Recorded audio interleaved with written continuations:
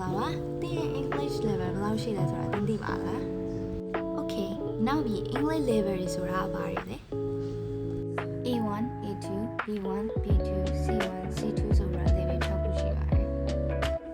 A1 beginners A2 pre-intermediate B1 intermediate B2 upper intermediate C1 advanced နဲ့ C2 proficiency ဆိုတဲ့ level တွေရှိပါတယ်ဒီလို level တွေသိနိုင်ဖို့ဆိုရင် British Council English School ဆိုတဲ့ app မှာစစ်ဆေးလို့ရပါတယ်